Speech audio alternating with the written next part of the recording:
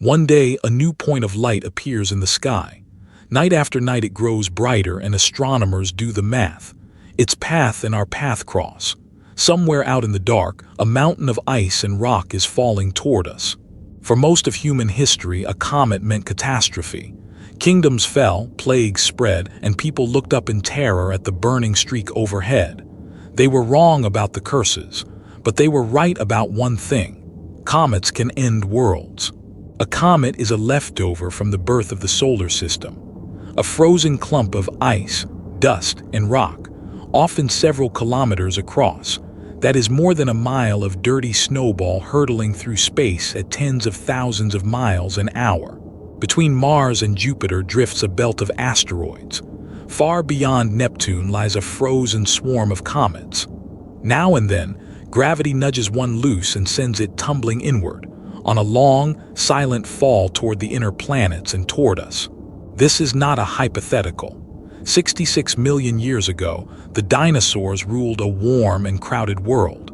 They had survived for over 150 million years. And then, in a single afternoon, almost all of them were gone. The object that struck was an asteroid about 10 kilometers wide, roughly 6 miles across. That is the size of a small mountain, moving at 20 kilometers a second, about 45,000 miles an hour. Nothing alive had ever seen anything like it. It hit what is now Mexico with the force of billions of atomic bombs. The crater it carved was over 180 kilometers wide, more than 100 miles across. The energy released was almost beyond comprehension.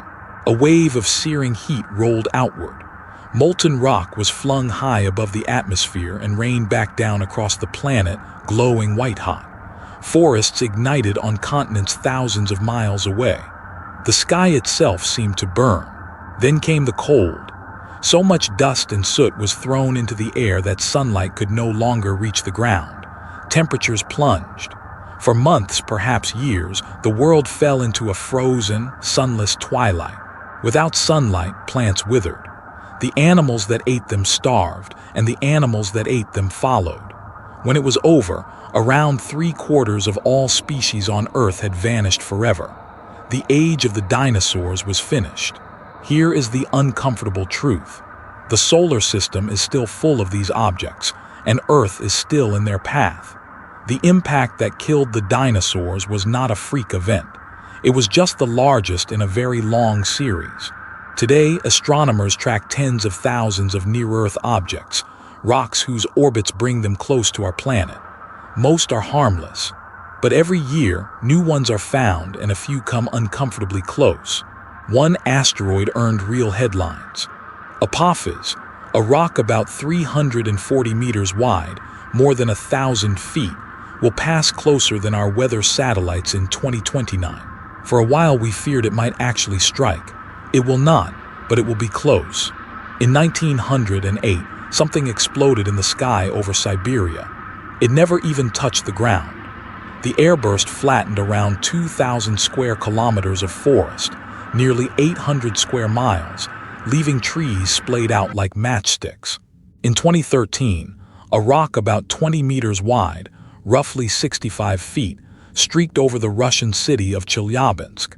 It exploded in the air with a flash brighter than the sun. The shockwave shattered windows and injured over 1,000 people. You can still stand on the edge of one. In the Arizona desert lies a crater more than a kilometer wide, about 3/4 of a mile, blasted out 50,000 years ago by an iron meteorite just 50 meters across. The Earth remembers. In 1994, we watched it happen to another world. A comet called Shoemaker-Levy 9 had been torn into a string of fragments by Jupiter's gravity.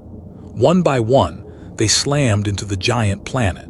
Each fragment struck with unimaginable violence, leaving dark bruises in Jupiter's clouds. Some of those scars were as large as our entire planet. It was a chilling demonstration of what the sky can do, witnessed live through our telescopes. Not every impact ends a world. A rock a few meters wide burns up harmlessly. One the size of a house can level a city, and one a few kilometers across could threaten everything alive. Size is everything. Astronomers sort the threats by scale. A small one might destroy a single city. A larger one could devastate a continent. Only the rarest, the true giants like the dinosaur killer, could end civilization itself. Thankfully, the giants are also the rarest. Most of the planet is ocean, so most impacts would land in water. That is no comfort. A large strike at sea would hurl up walls of water hundreds of meters high, sending tsunamis racing across entire ocean basins to drown distant coastlines. To find them before they find us, telescopes around the world scan the night sky again and again, comparing images to spot anything that moves. Each new point of light is checked, its orbit calculated, its future traced forward in time. But there is a blind spot. Objects coming from the direction of the sun are hidden in its glare. The Chelyabinsk rock came from exactly there. Some of the most dangerous visitors may arrive with almost no warning at all. For the first time in the history of life on Earth, a species might be able to fight back. We cannot blow up an incoming asteroid like in the movies, but we might be able to do something far more subtle. We could nudge it. In 2022, a spacecraft did exactly that. A probe was deliberately crashed into a small asteroid called Dimorphos at over 20,000 kilometers an hour, around 14,000 miles an hour, just to see if we could shift its path. The impact changed the little asteroid's orbit measurably. It was tiny, just a gentle shove.